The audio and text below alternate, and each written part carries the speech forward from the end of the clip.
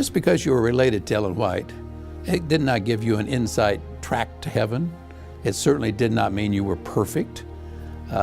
Tragically, Ellen White, who was a twin, she and her twin sister Lizzie, or Elizabeth, but her nickname was Lizzie. They were the youngest of 8 children. Lizzie, as far as we can tell, had no interest in religion at all. So there's not some inside track to perfection or heaven. This, I should add about Lizzie, this troubled Ellen White no end, that her sister had no interest in religion. Well, just one illustration of a white family member, just so you can realize they were real people, and they were not always perfect. In the late 1860s, James White had some strokes, several strokes. And Ellen White, concerned about her husband's health, wanted to get him out of Battle Creek, Michigan, where all the pressure was, because that's where our institutions all were in those days. And so she took him up to Greenville, Michigan. And there for a couple of years, they had a house, they lived, they did farming, and just different kind of pressure.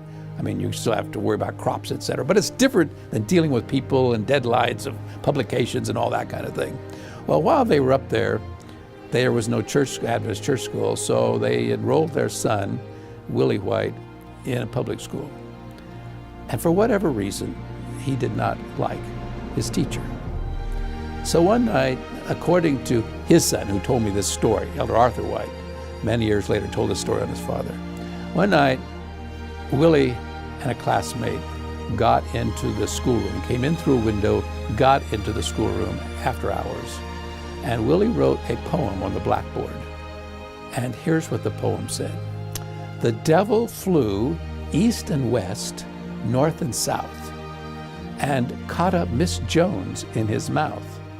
But when he saw he had a fool, he dropped her here to teach our school.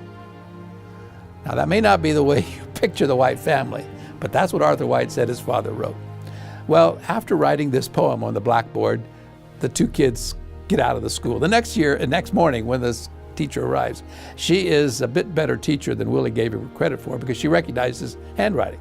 So she knew who wrote it because she could recognize his handwriting. But there it was, she left it up there on the blackboard. So when the students came in, here was the poem. She, after they all got seated, she asked, would the young man or the young woman who wrote this please identify himself or herself? Now, many, many things have changed in the last 150 years, but some things have not. And this is one that has not. Total silence. Nobody fessed up. Nobody admitted to anything. So, since she recognized the handwriting, she went over to Willie's desk and she said, Willie White, I recognize your handwriting. I know you wrote this. I want you to take it back. In other words, I want you to apologize for what you've said about me.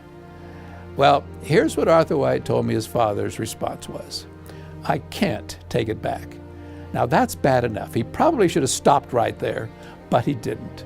He said, I can't take it back because my parents have taught me always to tell the truth. I said to Elder White, what happened to your father after that? He said, you know, that part of the story has never come down. I don't know.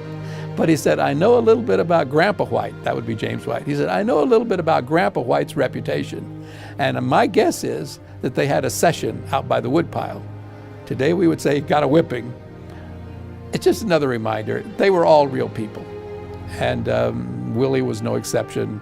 James and Ellen were no exception. They obviously, even though the story may not have included this part, they obviously also had a session with a teacher to talk about their young son. So yeah, they were real people.